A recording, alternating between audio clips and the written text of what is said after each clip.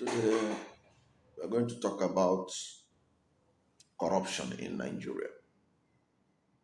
Nigeria is one of the most corrupt countries in the world. It's the most corrupt country in West Africa.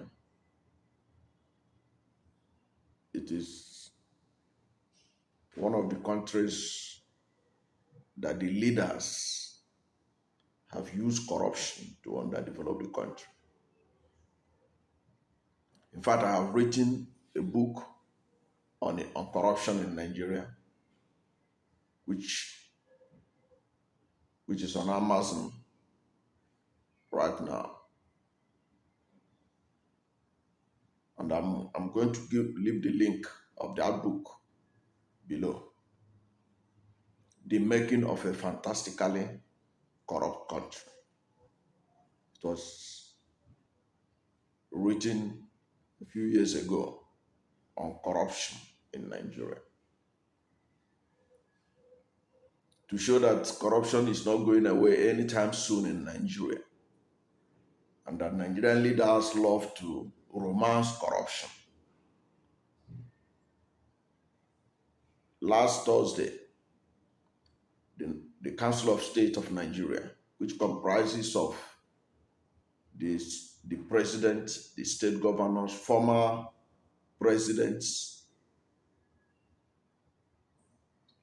former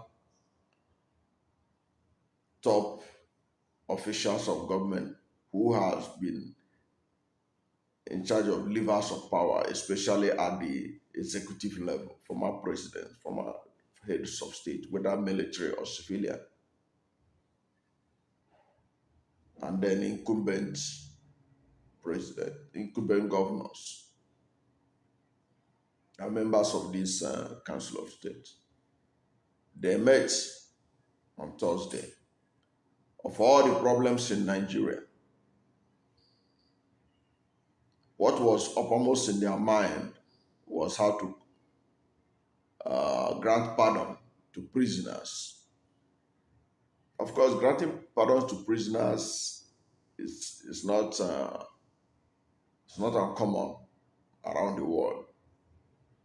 But given the level of insecurity in Nigeria, given the level of crisis, poverty, lack of power, the national grid had been down. What concerned them most was how to free their friends who are in prison. So Nigerians were shocked on Thursday when they heard that the federal government has granted pardon to former governor of Plateau State, Mr. Joshua Dariye, who was jailed for corruption. Now he has been granted pardon. Joshua Dariye case is one of the reasons why Nigeria is perceived as terribly corrupt country. Joshua Dariye was convicted for corruption because of his actions when he was governor of Plateau State between 1999 and 2007. He was convicted in June 2018. You can see how long it took. And federal government spent billions of naira to convict this man. And he was convicted finally in 2018, June 2018. By that time, he was already a senator of the Federal Republic of Nigeria. It will shock many to know that he was convicted in June 2018 and was put behind bars in prison. But he stayed out his tenure as senator. So he was in prison and was still a senator in prison till he served out his tenure. in June 2019. Which country does that and says fighting corruption? Is somebody was convicted by a competent court of jurisdiction and he still remaining a member of the Senate in prison, collecting his salaries, allowances, and emoluments. It was a classic case of a fantastically corrupt country. No country does that and say that it is fighting corruption. Now, this same man, he has been released, granted pardon. He's one of the 159 people that were granted pardon by the state. Jolly Nyame was also convicted, put behind bar. Now he has been set free. So what does that message send to Nigerians and to the rest of the world? It is that corruption pays. As long as you are highly connected, they can put you away for some time after you'll be pardoned. No serious country does that. It's an indictment of the anti-corruption crusade of President Muhammadu Buhari administration. President Muhammadu Buhari came into power in 2015, along with the party that brought him to power, the All Progressive Congress, basically to fight corruption. It was one of the things that Nigerians rejected the People's Democratic Party, because People's Democratic Party was so corrupt that corruption was being done in an industrial scale. So Nigerians said, we want a different ball game. We want a change. And Buhari has a history of being a fighter of corruption. That was the perception of Nigerians towards him. They were hoping that his administration would fight corruption. Of course, the administration has made some improvements here and there. It has collected some of the monies that were stolen by the erstwhile People's Democratic Party government and all that. But corruption is still endemic in the country. Today, Nigeria is still one of the most corrupt countries in the world. We have not made any progress. It's that things were even getting worse. Yes, things are getting worse in corruption in Nigeria.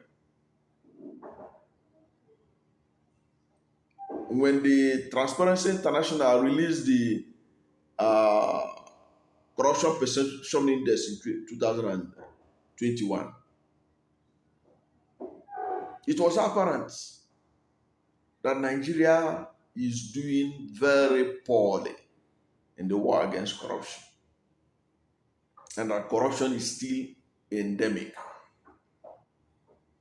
that we are still the most corrupt country in West Africa, that we are still one of the most corrupt countries in Africa, and that we are still one of the most corrupt countries in the world, Nigeria. And it's a big shame. So how does releasing corrupt officials, granting them pardon, how does it help the war against corruption? How does it help the war against corruption? It doesn't help it in any way. It is going to make things even worse, because now people will feel they can steal billions of naira, billions of dollars, They go and spend some time in jail if they are convicted. After a while, their friends in government will release them and grant them pardon.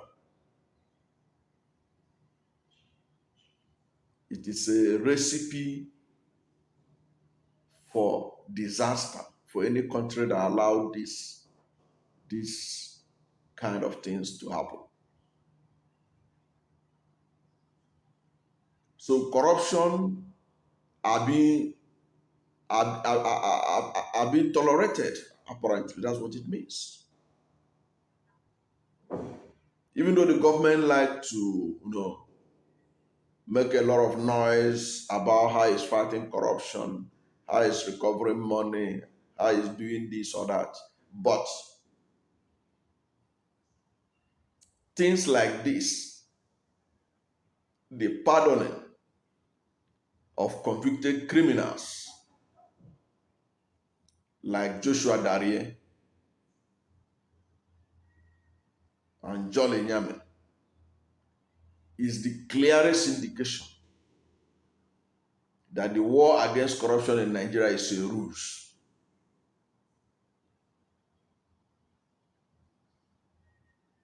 Don't get me wrong, corruption in Nigeria has been endemic.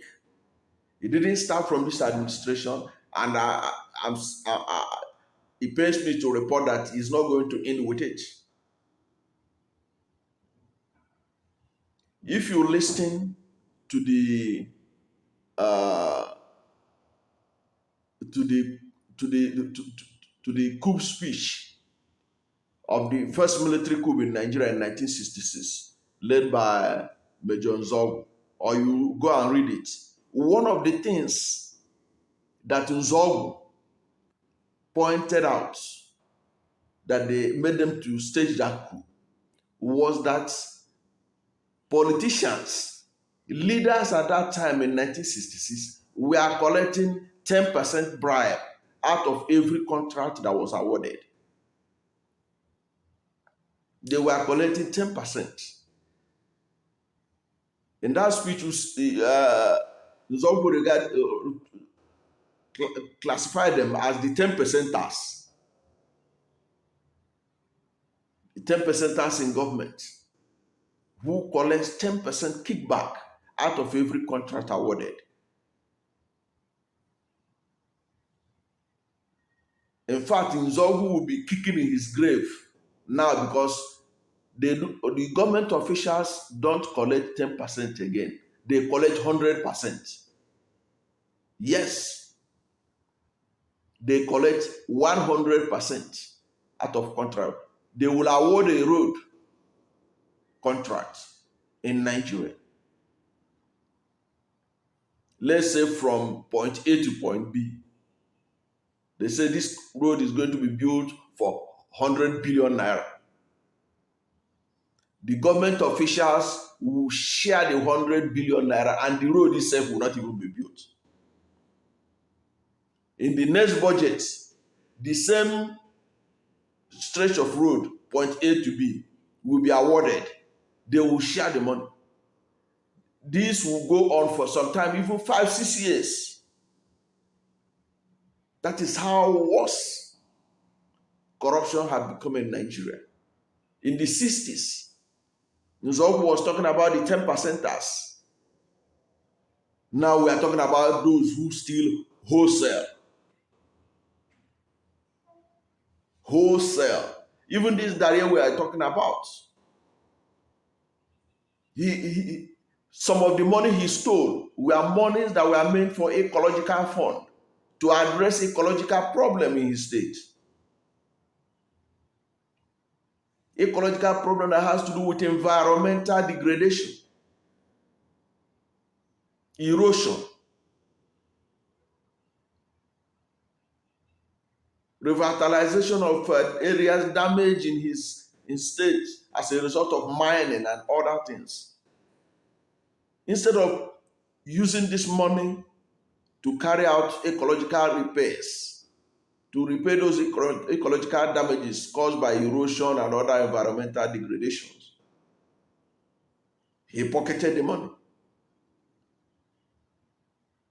Today, when he ran, or when it rains, house people are floods are carrying people away and everything. People are dying because the money that should have been used to build some road, to build some bridges, to build some dams,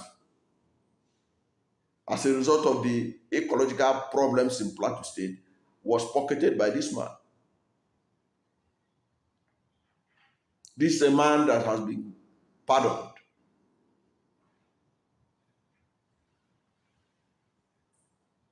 because he has friends in the high places.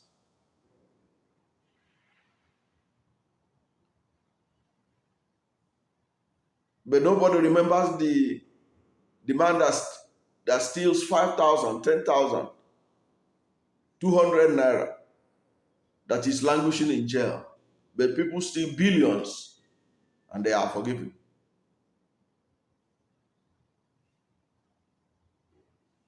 We know that our constitution,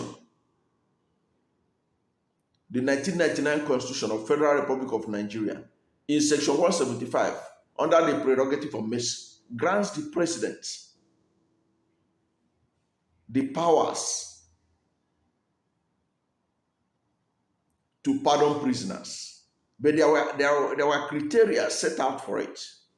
You don't just go about pardoning people like that. There were criteria. And you must do it either on compassionate ground, on health ground, or you do it based on miscarriage of justice or something like that. You don't just do it arbitrarily. That's why many view what happened on Thursday as an abuse of that prerogative of mercy. As an abuse of the prerogative of mercy.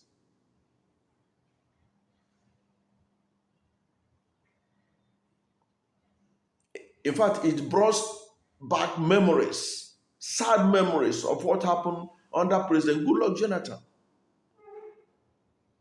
When the former governor of Bayelsa State, Dariye and Jolly Nyame, who was convicted for several corruption charges, and Goodluck Jonathan, with the approval of the Council of States, granted him pardon.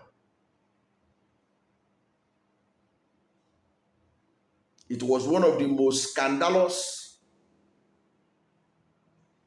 acts of impunity that helped to bring that government down.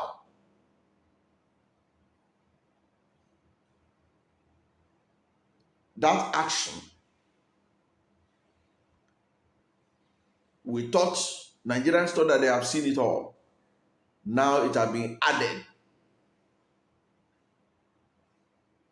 The Buhari administration has added Dariye and Nyame among that list of controversial pardons that will be remembered for a very long time to come. And why this is really surprising is that Buhari brand, Buhari was marketed and is still being marketed as an apostle of anti-corruption. That he allowed this to happen under his regime is what people could not understand. How does pardoning these convicted criminals help the war against corruption? How does he help the fight against insecurity? How does it help the religious division in the country? How does it help the ethnic division in the country? How does it help the problem of farmers-headers clashes? These are fundamental problems that individually need to be sorted out in Nigeria. I'm not about few people that were convicted by a competent court of jurisdiction. The matter of Nyame and Dariye have been settled by the highest court in the land. They stretch their luck up to the Supreme Court, and the convictions stand.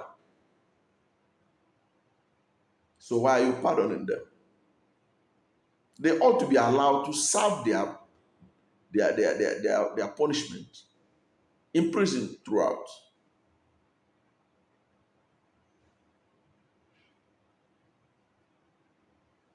Now they're going to be role model for would-be corrupt officials because it is now obvious that if you steal and you are convicted, it's only a matter of time. You'll be pardoned and you go about enjoying your loot. And when another opportunity comes for you, you even steal more since you have become experts in stealing public funds and you expect the country to develop. Right now in Nigeria, many parts of the country are in darkness. The national grid has collapsed.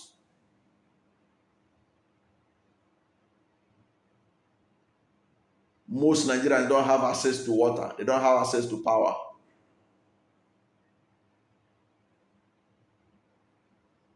Virtually nothing is provided for Nigeria by government.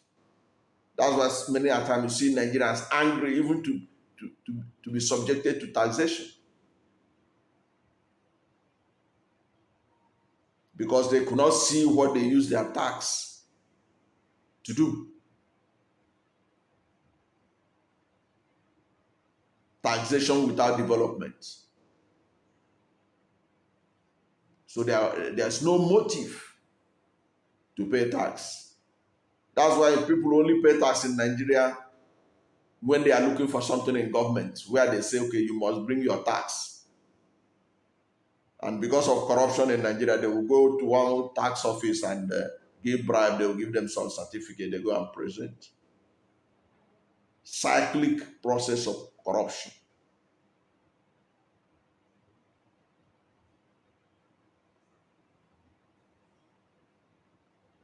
And it is the corruption that is killing Nigeria today.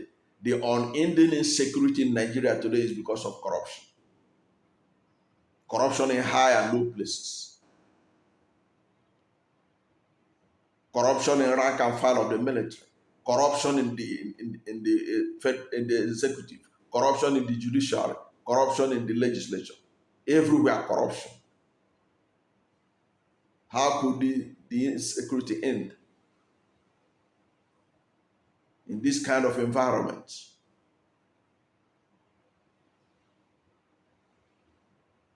Where corruption have been let loose.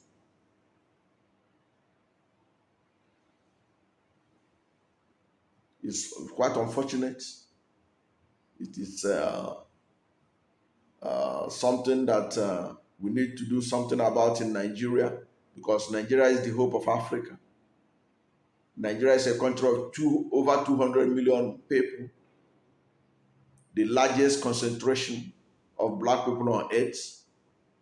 Nigerians are one of the smartest people you can get anywhere in the world. But Nigerians are being stifled from expressing their full potential in their own country because of corruption.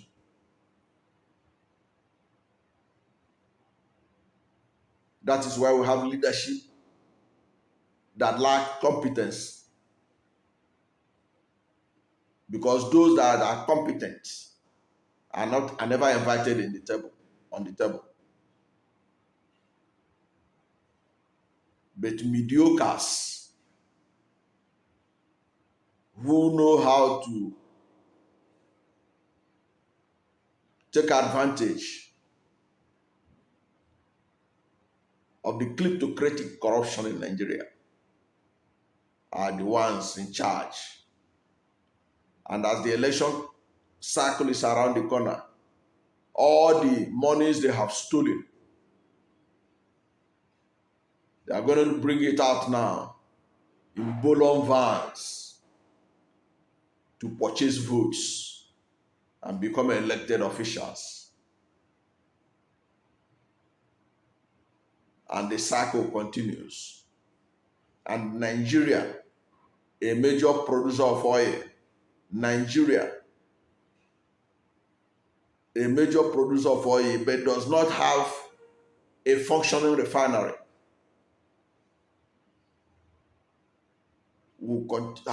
has continued to be one of the poorest countries in the world. In fact, Nigeria is the poverty capital of the world. Officially, it's not supposed to be so, because this Nigeria is blessed with enormous natural and human resources. It has no business being a poor country. Nigeria should have enough for everyone, but few percentage of the population, less than 2% of the population, have pocketed the country in their pocket, have put the country in their pocket, all the resources in their pocket.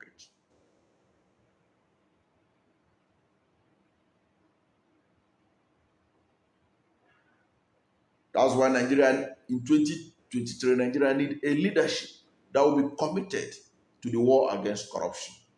If Nigeria can be able to fight corruption, then half of its problem is solved. The other half of it, provision of power and water and other infrastructures like road, Nigeria is good to go. Nigeria can compete with any country in the world, and Nigeria will move from a developing country to a developed country. It is possible in our lifetime. It can be done. But first of all, we must elect leadership that is committed against corruption, that is committed to the war against corruption. So this is where I will end this presentation. As I said, I will put a link to my book, The Making of the Fantastically Corrupt Country. The Making of a Fantastically Corrupt Country. It's a link. I'll put the Amazon link so that anyone who wants to read it can read that book. It will be an eye-opener of how corrupt Nigeria is and what can be done about it if Nigeria is serious about extricating itself from the stranglehold of corruption. Thank you. God bless you. And before you go, please hit the subscription button so that anytime we put up a video, anytime I put up a video, you will be among the first to know. God bless you. Till next time.